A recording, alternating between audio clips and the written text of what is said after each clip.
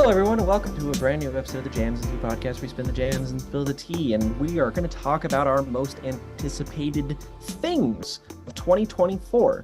In our efforts to expand the mediums we're talking about, we're also going to be talking about our most anticipated games of this year, not just anticipated albums, courtesy of the one and only gaming boy himself, Morgan Diatley. So first, we're going to talk about that, and then Riley and I are going to rattle off what we think our most anticipated albums of the year are. Absolutely. So Morgan, why don't you kick us off with what you're looking forward to this year in gaming, what you're hoping this year will deliver, and what some of the most hotly anticipated titles are so far. Starting off a year in gaming ever since the pandemic has always been kind of awkward just because release dates are so like non-specific anymore until they're like for sure like a month or two out. Baldur's Gate 3 would not have been in my most anticipated games of 2023 at the beginning of that year. So it sort of is like music in that respect because, a lot of this is like I was looking at my most anticipated albums list from last year and saw The Cure on there. And I think this year's equivalent of that is Hollow Knight Silksong, 100%. yeah. Oh, that's Uh, that's just flatly not happening. There's I, not I no. I want to believe because it was originally slated to be released last year and it was like that was hot like set in stone to a certain degree and then it got delayed. So I want to believe this will be the year. And look, I'm happy to go full clown makeup on this. I'm happy to. I feel like, and some people will disagree with this Bonk. philosophically, but I think that believing is better than cynicism. Some Riley people said manifest. some people will adopt a perspective of it's not happening to protect themselves from disappointment. And all I say is that's no way to live your life. You have to want things and will things into existence. You have to believe that this could happen, that this has got a real chance. And I don't think that it's unfounded. This is the thing. I do not believe it's unfounded. I think there's a lot of good reasons to believe that this will be the year we finally get it because we came so close last year. It, Um, it'll so definitely come out. yeah, It's not like they're gonna shelve it or anything, but I just yeah. And I don't think it'll be surprise released either. I think we will get a game announcement there'll be probably. rollout. Yeah, there'll be a rollout because it's a big, hotly anticipated title. So that's all I have to contribute to this. There's probably other games I'm looking forward to Riley, I can't even think of, we're but seeing one of the reasons our core podcast dynamic works as well as it does is because we're all three very similar people. But when it comes to the fundamental differences between us, Morgan and I are diehard cynics, and you somehow, God bless you, are an optimist, and I envy you greatly for that. it feels like it's on the tip of everyone's tongue, but people are afraid to say it. I'm not afraid to say it. This is going to be the year for Hollow Knight Silksong, I believe. I hope you're right. I I truly do. just to realize This I was this so this going up as a clip on the channel on December 31st, 2024. Hollow Knight is still not out. And Riley just being like, this is gonna be the year, but there's like a black and white filter slowly look, zooming in on your face. here's how Bernie can still win. Yeah, so I have 5 upcoming games selected for this little list. All but one of them has a confirmed release date, and the only one that doesn't is ambiguously set for fall of this year. First one is Dragon's Dogma 2, which I have started and tried to get into the original Dragon's Dogma many times, but I think the only thing that holds me back from it is that it's so ugly. It's so fucking ugly. It's a bad game. It's a bad No, but it's a Hideaki Itsuno game, the director of Devil May Cry's 3, 4, and 5. And really the impression that I get from Dragon's Dogma is that it's sort of a dream game for him that just under technical limitations did not really come together in a way that I personally find super fun to play. But I think that everything that I've seen for Dragon's Dogma 2 looks really exciting. And it's running on Capcom's RE engine, which is the greatest engine in video games. Looks excellent. Yep. And it looks like it has a narrative this time.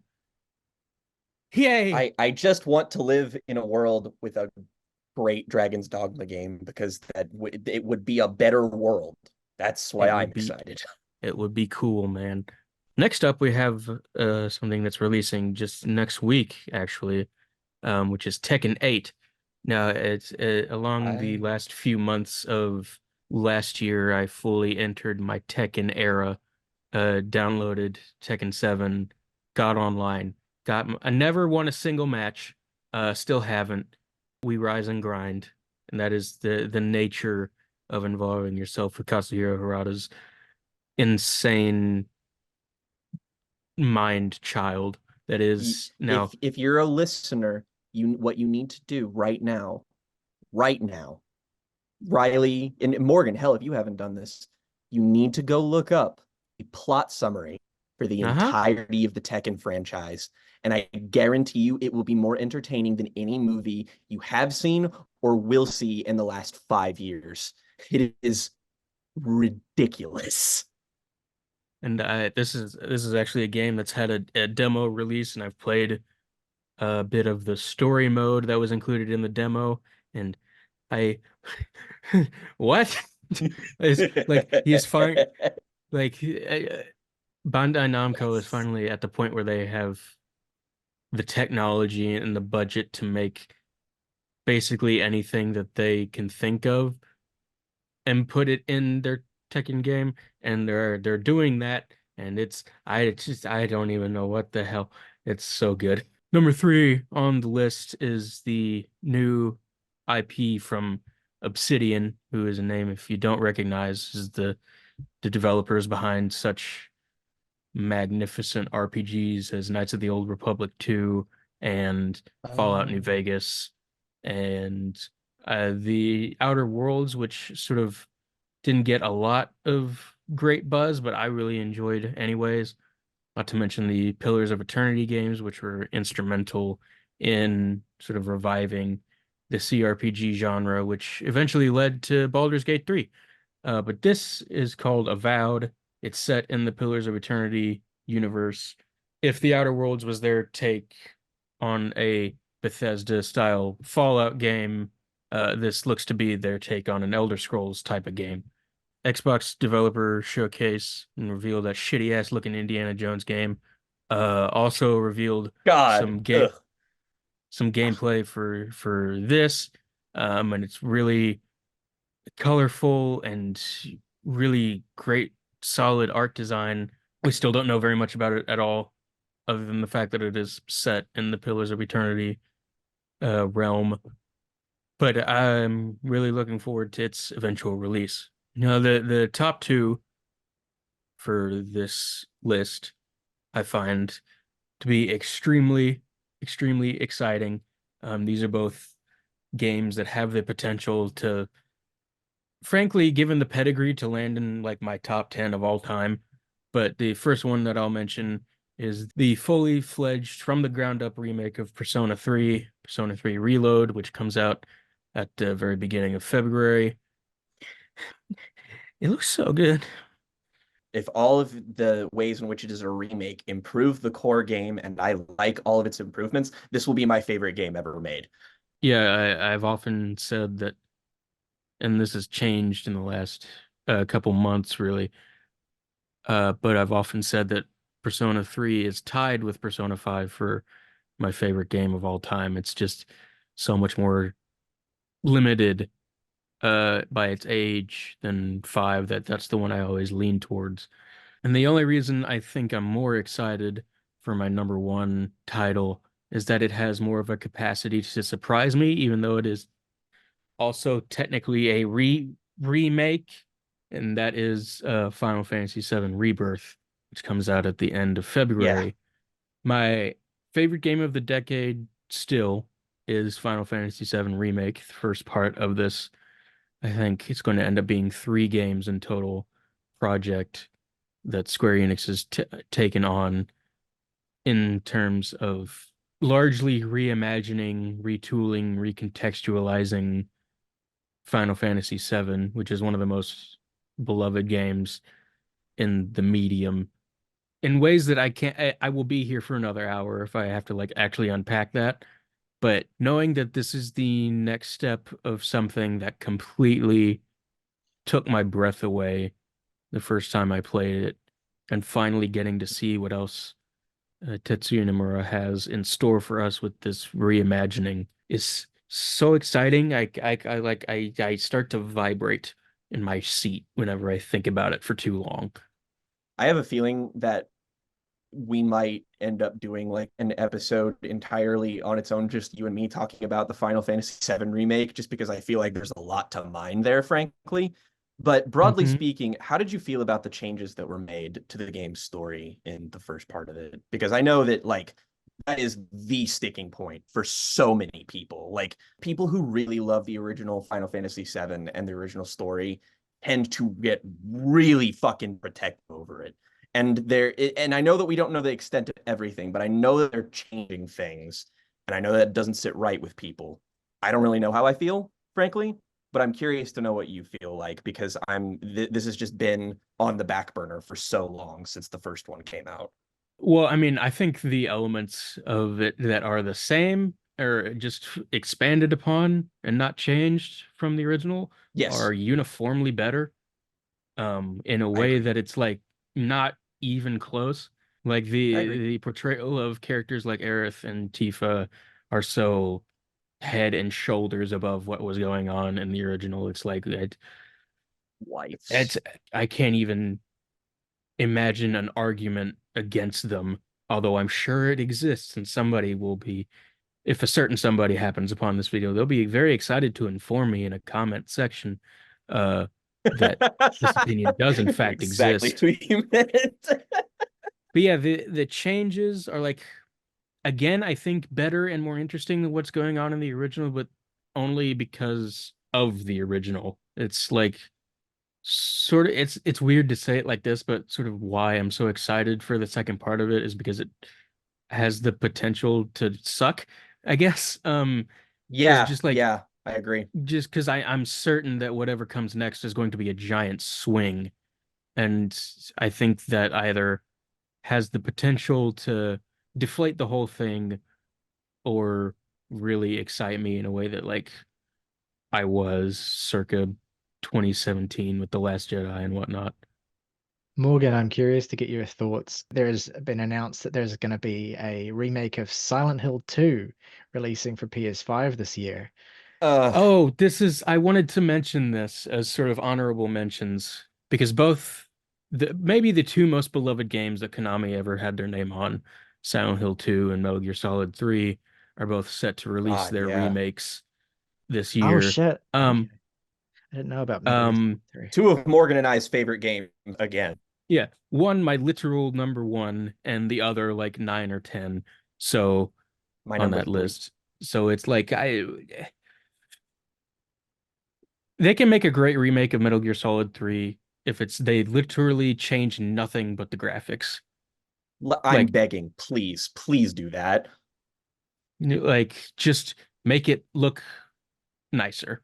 And don't change a line of dialogue, don't change a camera frame, don't change a mechanic, just If they as don't much change a touch it. voice actor, I will not buy the game.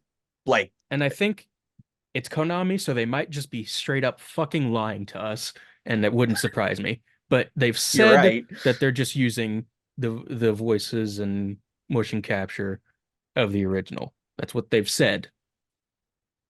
Who knows? I know that for Silent Hill 2, they've outsourced it to There's a it's a team horror called studio. Bloober Team. Yeah, I was gonna say it's a horror studio with a really dumb name, and Blue, that's it. Are they the Bloober people Team. doing Silent Hill Ascension?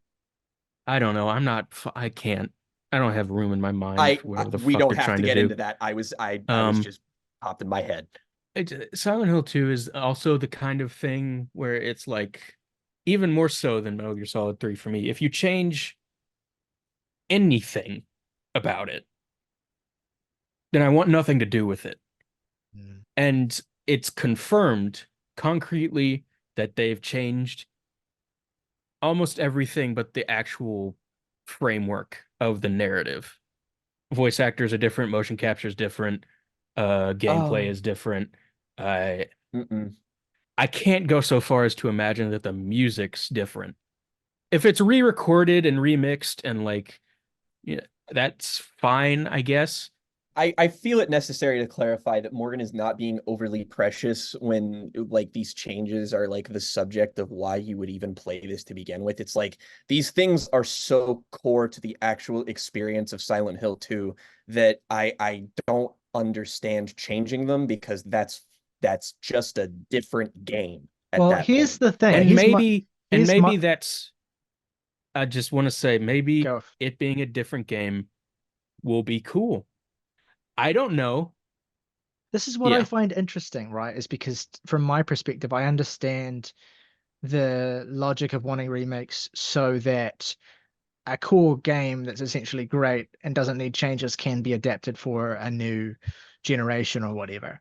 But to me, Mhm. like from my coming into this from like not being a hardcore gamer, more from the world of like film or whatever, or like other forms of media, to me, it's quite intriguing the idea of remaking something as a way of reimagining it. That seems to be like some of the sort of speculation that you're talking about a little bit with what Final Fantasy VII Rebirth or whatever it is could turn into potentially, what liberties will be taken, what ways in which that'll be explored. So I find that interesting, and I also find really interesting the friction of that with the attachment that people like you have to, the original properties in the case of Silent Hill 2 as well. Like I find it really interesting this, the creative friction and even the dissonance between this idea of wanting a pure remake in a certain sense so that you can purely to kind of get the experience of the game in a modern sort of graphical setting versus the idea of remaking something so as to not change things in a way that implies correction or anything, but just to kind of imagine the thing in a different way, which I think is a really cool concept. And I like the fact that it risks failing. A lot of the skepticism is probably a little bit ungenerous and understandably, but I think a lot of particularly organized skepticism is less the notion that this reimagining could provide an interesting sort of counter or there being a sort of interesting friction just of us being like interested in the direction they go with and more just us not trusting Konami to make those decisions because we have been burned Yeah, so drastically in the past. that's fair. That's also an important part of the conversation, I suppose, that And context. it's like the Silent Hill 2 remake in particular is like I don't want a remake of Silent Hill 2. I flatly think that's a bad idea. Um like Well, if you want they to talk technically about already kind of preservation, did, didn't they? I mean they just changed the voice acting and then it's a Yeah. shitty port on And everyone PS3. hated it. Yeah, because it's awful. I don't think it's a good idea. I will play it pretty much no matter what. So I'm certainly open to having my mind changed about that, but it's not it's like the Metal Gear Solid 3 remake is an exciting prospect if I can divorce it from the fact that Konami sucks. The Silent Hill 2 remake is not an exciting prospect regardless of anything, but Mhm. I'm sort of past the stage in my life where I hold these things so closely that it's like I get angry if people fuck with it. Because like Silent Hill 2 is not going anywhere. I have it upstairs. I have the disc in the box. It's not nobody's taking that from me. So like I don't really understand getting so heated about like a remake or whatever. Yeah. I did at one point in my life, but now it's just like I just okay, if it sucks, then it's they wasted their Mm. money, you know. The only valid point there is really just for the sake of preservation. Like I just think it would be smarter if they just did a one-to-one, Just port like it. here's the game, here's nicer graphics. That would be nice. Just throw it on the PlayStation Store for like $20. Print money. I especially don't want a Silent Hill 2 remake because one really needs a remake. Like Yes, it does. I love that game as it is. I'm also it's also the kind of game where I'm like very excited for like a Resident Evil 2 remake style take on it. Um, Well, you would think after all those Resident Evil remakes that they would be more prone to do something like that just because those games made so much fucking money. yeah, and it's just, you'd think you would start at the start, but no, they just went right for the thing that They go right for everybody's the the most jugular with Silent Hill they- fans. yeah, they just go they go straight for the thing that's like the one that everybody is the most precious about. Mm. So it's like I don't Well, let's switch gears a little bit now and talk about some records that we're looking forward to this year. Some of them, I think most of them, have official release dates, and like we know this is coming out at this time. A couple of my picks are unconfirmed, but basically all in the know are pretty sure these are coming this year. In both instances, records we're looking forward to from artists that we're really, really interested in slash love, and where there's a certain level of expectation as well. So, Jake, why don't you kick us off with your first pick for anticipated albums of 2024? The first thing I'll mention is something that we have already kind of talked about. I think we mentioned this album having a single that we were really fond of, and that being the new, or what is going to be the new MGMT album, Loss of Life. Which is an interesting prospect just because MGMT haven't really put out a whole lot of albums for being as like culturally, like they're not a huge band or anything, but I feel like everybody knows the singles from Oracular Spectacular, and when Little Dark Age came out, that was such a big, huge comeback album. And not to mention, Little Dark Age is just generally one of my favorite synth pop albums, probably ever, almost. And congratulations. I checked that album out too. That's a good album. And I just want to hear what they're gonna do just because based off of the singles, which are all great, by the way, everything that they've released since that first single has been just as good as that single. But them doing a more traditional kind of psychedelic pop bent is an interesting prospect, just because they've always had a very malleable sound, but only on Little Dark Age do I feel like they really like focused it into something that felt a little bit more clean and concise. Congratulations is a bit like messy and a little bit more ambitious, takes from a lot of different things. But I'm really interested in seeing how the band evolves into a more concise version of their sound. And if the album is just as good as all the singles have been, then it'll be in contention for Pop Album of the Year. So very excited about this album. Yeah, produced by Dave Fridman as well. Got a Mm-hmm. Christine and the Queens feature on it, which I'm really looking forward to. Hell Uh, yeah. Lots to be excited for about this. I think the way that MGMT have kind of evolved into a legacy act over the course of only like 4 albums has been quite smart, especially considering the fact that I have spoken on this show before about how I find their self-titled album to be utterly or almost unlistenable. But I've always admired the way that they have relentlessly leaned into that. I mean, especially I think congratulations just on my personal favorite MGMT album. One of the things that's so enjoyable about that is how relentlessly rejecting it was of basically every expectation they'd set up for themselves with their initial success. And I still think that is one of the most admirable and cutting and brilliant examples of a response to success album that completely undercuts all of that. And then for them to settle back into kind of a legacy status with Little Dark Age was really, really cool to see. So yeah, this one definitely looking forward to this one as well. I know we're going to be it's going to be a really fun time talking about MGMT properly on the show without it being a random segment where I'm talking about how I dislike their third album. It'll be nice to put some nice words to them.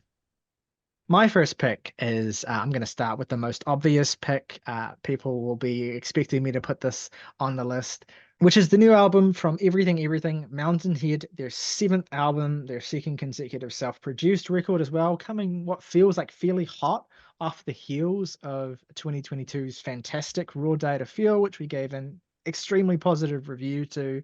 I think one of their best albums, a record that really surprised me with how strong it was, despite kind of stripping away a lot of the excess that was sort of not bogging down, but was certainly kind of, featured in some of the records prior to that. And it looks like this new album is going to be a kind of continuation of that slightly more skeletal, but still very rhythmic focus. I listed the song Cold Reactor the first lead single for this album, one of my favorite songs of last year. Listened to that on repeat. It was just an incredibly addictive song, par for the course for everything, everything. Really excited to see what this new album delivers as well. I know it's a very heavily conceptual record, so I'll of course be getting into that when we review it.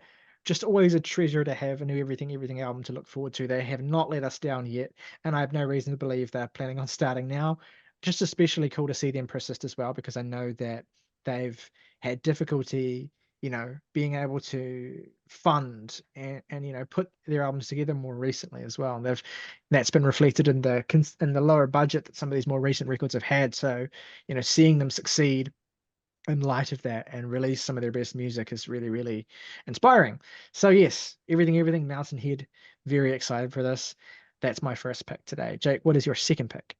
Well, second pick is another quarter 1 release. All of my most anticipated albums are coming out at the very start of the year, seemingly, or at least most of them.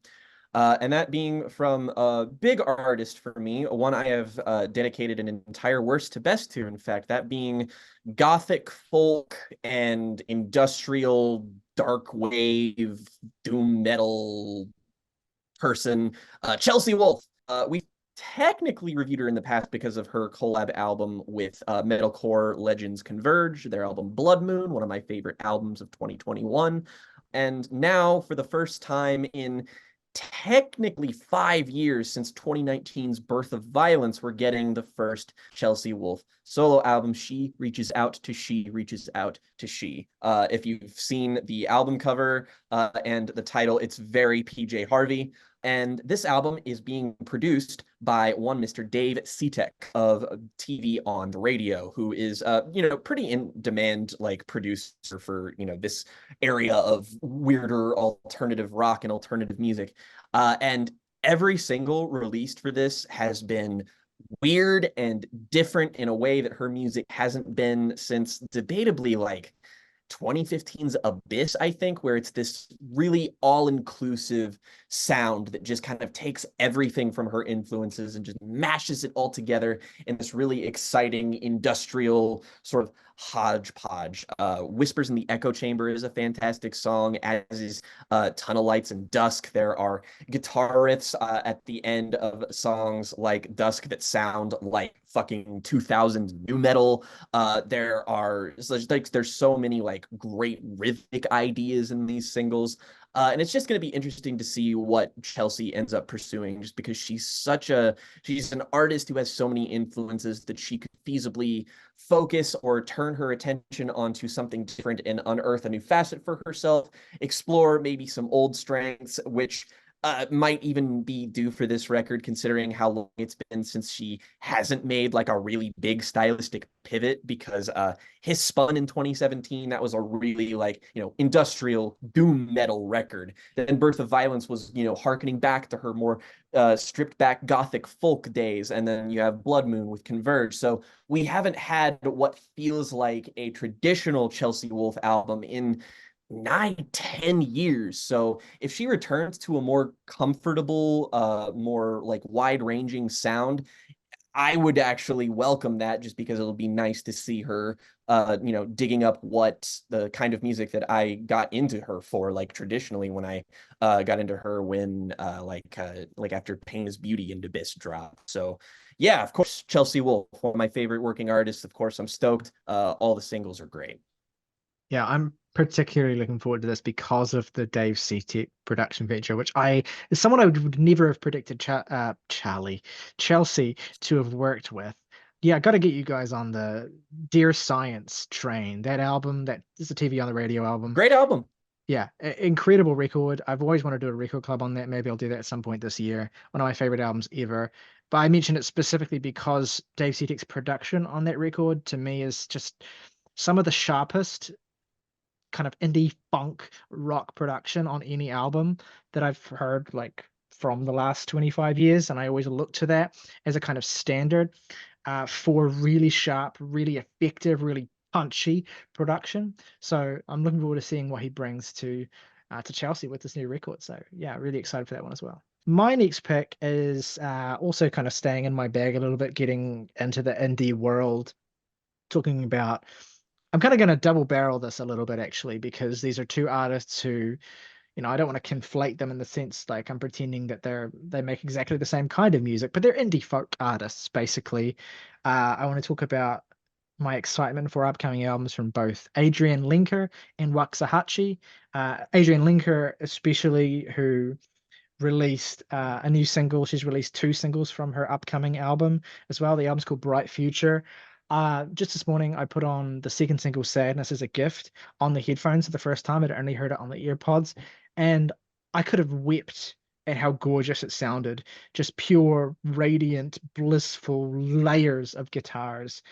I could have easily mistaken it for a Big Thief song, to be honest. It does not necessarily sound like Adrianne solo, the way that, because Adrian's solo work, which I love and I know you love as well, Jake, one of the joys of that is how elemental it is, how stripped down and intimate it can be compared to Big Thief. But seeing the fact that Adrianne seems to be kind of pushing herself into making more expansive and filled out songs, and this new solo record is equally as exciting to me as well, because I love how dynamic she can be as a musician, as an artist. So I would strongly encourage checking out either of the singles from this album. As I said, Sadness is a Gift is the new one, and the last one, Ruined, is just devastating as well. And so I'm double barreling this with the new album from Waxahatchee as well.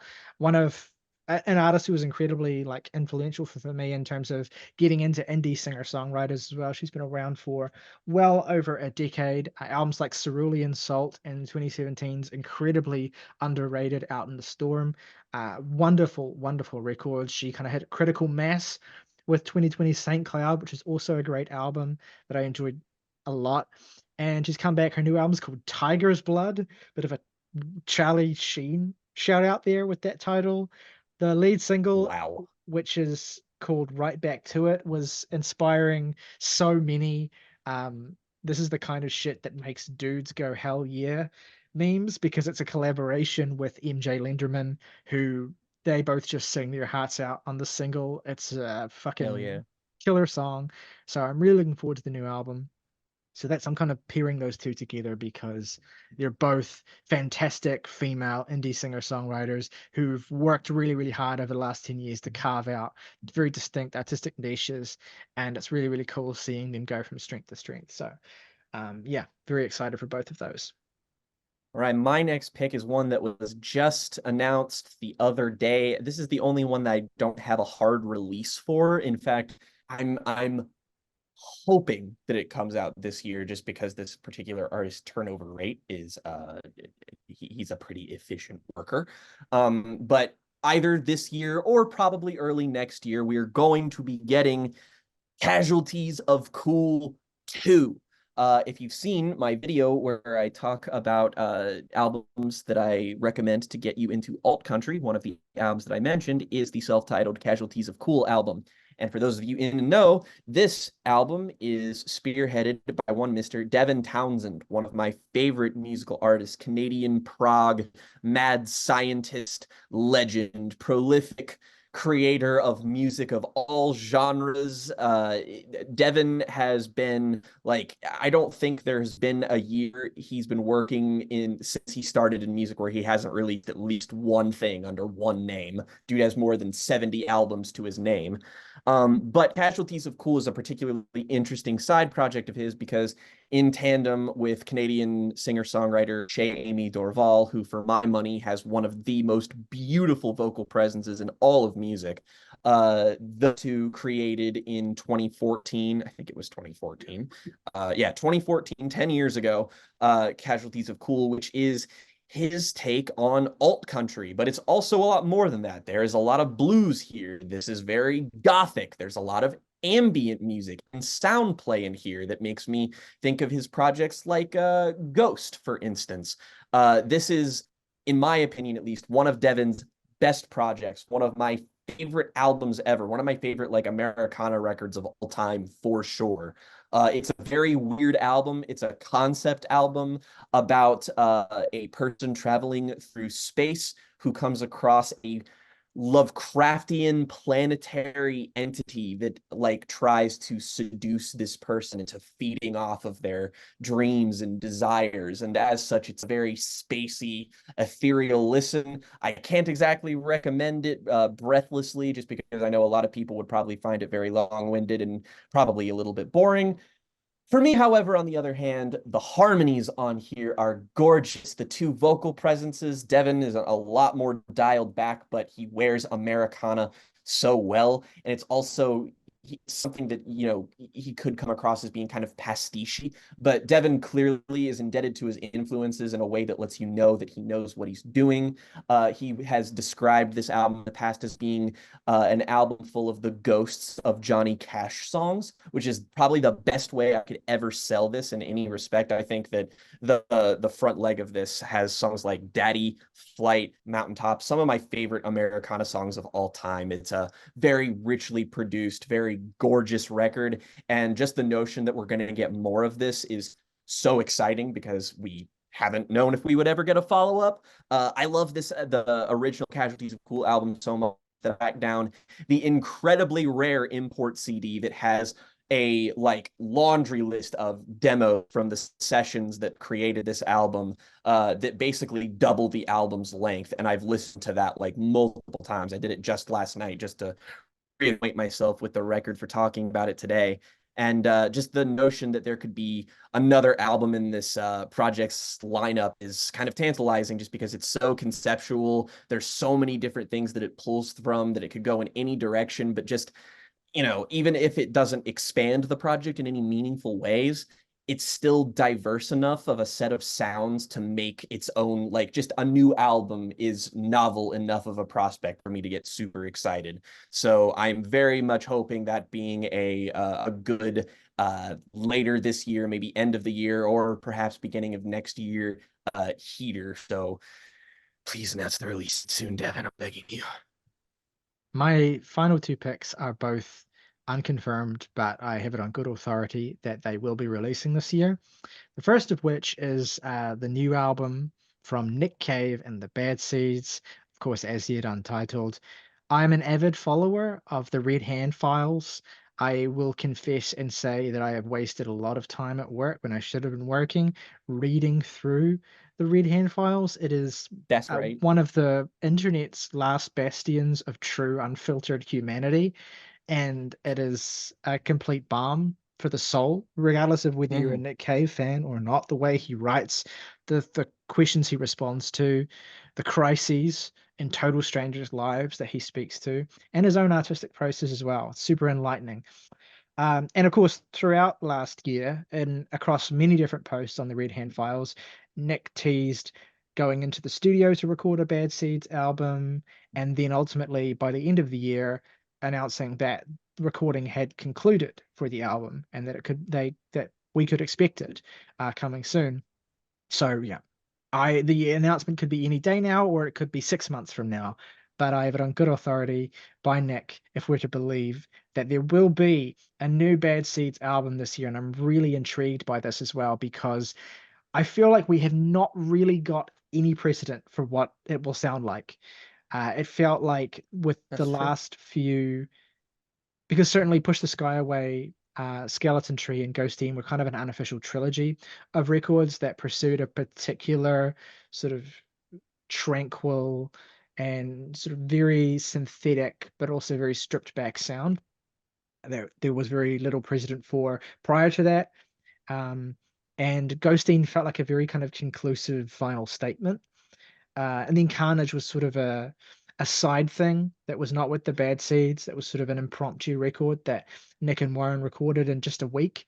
You know, getting into the studio together. Jesus. So we really have very little indication for what direction they may take on this new record. I have a feeling, based on nothing at all, that we can expect some kind of departure from what we've heard in recent years from the Bad Seeds and from Nick. So I have no idea what that might look like, what that might be, even if it's not as well, just to get more Nick Cave music as well, especially if there's going to be a full band. It's tantalizing. Come on, let's go. New Nick Cave and the Bad Seeds. Let's have it. That's my next pick. Bro has more years in which he makes my top 3 when he releases, then he doesn't. So like, Yeah. I'm pretty sure Nick Cave and the Bad Seeds, like if you harnessed this podcast collective affinity for singular bands, if you took all of it and like mashed it together, the most affinity you would get for any band is probably Nick Cave. I bet it's just the band that I feel like all of us appreciate to the most maximal degree. And on that note, I have an artist who I think that's also true for art pop maestro, genius musician, multi-instrumentalist composer, Julia Holter. Her new album, finally, her new album, Something in the Room, She Moves, is going to be coming out is it next month or March? I think It's it's either end of March February, beginning of March. Okay, it's March. or So we're getting sometime in the March. next Julia Holter album in March. This is the kind of the album announcement where it's like you take that meme that's just like, that's it today, I'm killing myself, and then it's just the postponed. Like that's the kind of album. If you haven't seen our record club on Julia Holter's last album, she released that being the double album opus Aviary, which might be like that album may be the single most like acclaimed album if you combine like all of our scores and just how much we That love it. That that might be album, like the album of this podcast when I think not about it. not only is Um, that album one of the best records I've ever heard, one of the most impressive records I've ever heard, I have a real fondness for that video we did. I think that's a really great mhm. record club, because of the challenge of it, because of the challenge of talking about an album like that and how we really rose to that occasion, I think. Uh, Aviary is an album that still kind of intimidates me with its sheer scale. But getting lost in that record and coming to really become intimately acquainted with it and have it feel less scary and more like a thing I know, has been one of the great pleasures of the process of us unpacking any album in the last sort of 4 years that we've been doing this. That album's so special. I can't even fathom what she has coming up next. I imagine that this new album will be, well, no, I don't even want to say I imagine it'll be kind of less ambitious and more kind of stripped back, because I've already looked at the track list and the median runtime is over 6 minutes for these songs. So Oh yeah, and both singles, which are very different from one another, are just like they are as beguiling as you would want Julia Holter's songs to be. Like Sun Girl is just this oh gorgeous yeah, piece of like Jesus. formless, almost like just like ambient pop and almost like jazz drumming. It's so like both of the songs are surprisingly rhythmic. But they just have this effortlessness to their composition, which is just like I've been listening to Sun Girl and Spinning over and over again, and I can't make heads or tails of these songs. I just know that I love them. I Yeah. love like the experience of just like listening to a Julia Holter album. I think is like this is gonna sound so ridiculous, but like when it comes to the best feeling experiences a human being can have, I'm not happier than I am when I'm listening to a Julia Holter album. Like Have You in My Wilderness, Loud City Song, a very like it doesn't matter. All of these are just things that like they send me to another planet, another galaxy even, and it's like they're so rewarding to come back to. She's never even come close to letting me down. Like even projects as early as things like Ecstasis, I think are masterful, even in their like lowest moments. So it's just nice we have another one on the way, but just based on what we know so far, this is going to be as confounding of an experience as her last two records have been, which is just like this is why music is good. Like every time I listen to Aviary, I put like up a spot on my favorite albums list. Like that'll be in my top 10 and like give it like a year, maybe. It could be even sooner. But it's just she's the type of person who makes music that is so huge and bombastic and beautiful and indescribable that it's just like you can only be thankful. You're just like, thank God that Julia Holter is alive and so talented that I can barely even understand her because I get to bask in the glow of her artistry. I make no apologies about how much of a frothing fanboy of hers I am. It's like she can do no wrong. If you want to accuse me of being biased or whatever the fuck, go on right I ahead. mean, I will be goddamn spinning right, this you're album without a biased. care in the We're all world. I am biased. Get I am biased that's against some of the toward most incredible music I've ever heard. That is well, true, and is you can isn't take that that to the funny when damn bank. people on the internet who review music or like, you'll go into like Fantano comment section of whatever he's talked about recently, and it's just like, bias this, bias that. So You're I'm like, ju- you're just giving this a positive review because you're a it's fanboy. Because because you you like like it. it. It's so funny that people say stuff like that because it's like, yeah, people are gonna have a bias against artists that they've liked in the past because that's a pattern. If they enjoyed music from them, then they're probably gonna enjoy more music from them. It's crazy how that works. Julia Holter shat in the mother toilet with this new album. Brian Eno once said that there was nobody in the 70s as good as Julia Holter. So I I did not know that, but I that's thought you so meant I based. thought you That's amazing. I thought you meant he said that in the 70s. he did. It's true. This fucking But 6-year-old child is the future. I don't know what's better, the fact that Brian Eno said that or the fact that I might agree with him. Brian Eno in 1976 said, "In 8 years, a child will be born." As an aside, it's impossible for me to read the title of this album and not hear in my head the voice of George Harrison. Something in the room, she Something in the moves. room. To the No point one where the can title is tell. almost off-putting, but I'm just being it. I'm just it's just a random gripe I have. I will be salivating until I get to hear this record. So my final pick today, my probably my most anticipated album of the year. Again, doesn't have an official announcement yet, but I have it on good authority, but the good authority in question being the fact that on IndieCast they talked about it extensively as their most anticipated album of 2024, and they have insights that we lack into what may or may not be happening, and that is that we are apparently going to be getting, hopefully, probably, most likely, a new album from Joanna Newsom this year, the first album since All 2015's. the art pop girlies are dropping, baby. And here's the thing, right, is that this is my most anticipated album, and I think it's a kind of similar Julia Holter situation where it's like, utterly confounding artist who's so singular, who's so beyond comparison, but also who has such a razor tight, such an airtight, perfect body of work that Mm-hmm. an utterly spotless body of work that I suppose, if anything, maybe the odds are not in their favor. But if we're ignoring statistical probability for a second and just focusing on how great these artists are, there is no reason not to be absolutely foaming for whatever is next. Joanna is someone who has never released a record that I don't love. Like even right as far back as her debut album, I've been completely on board with Joanna. Not that I was there at the time, but I mean getting into Joanna as a teenager, falling in love with her first two records, experiencing the gargantuan mess that is Have One on Me, which is still, I think, her highest achievement.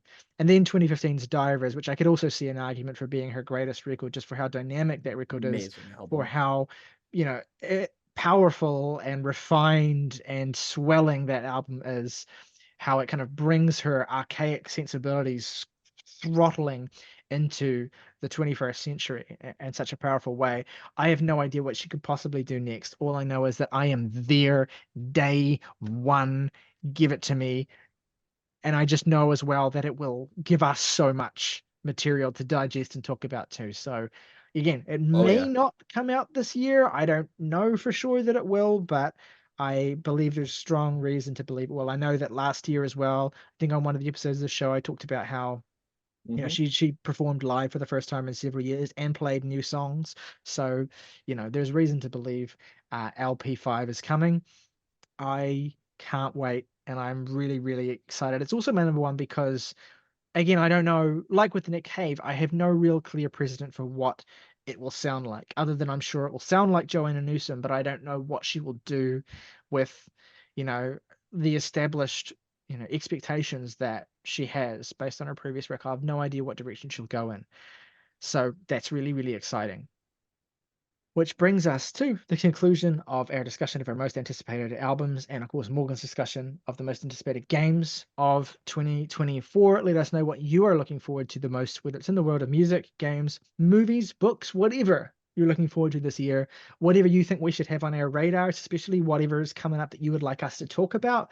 Let us know in the comments below. We really like getting that input. We really like getting shown new things and getting new things brought to our awareness as well. A lot of great comments over our list videos, by the way. I want to say thank you to everyone who commented on one of our list videos, especially with those who drop their own lists and recommendations as well. Really appreciate that. That really broadens our horizons because, as wide open as we try to be generally to what's coming out and what's hot at the moment, we always miss stuff, and we always miss niches that you guys are really, really great at covering. So thank you to everyone who's contributed.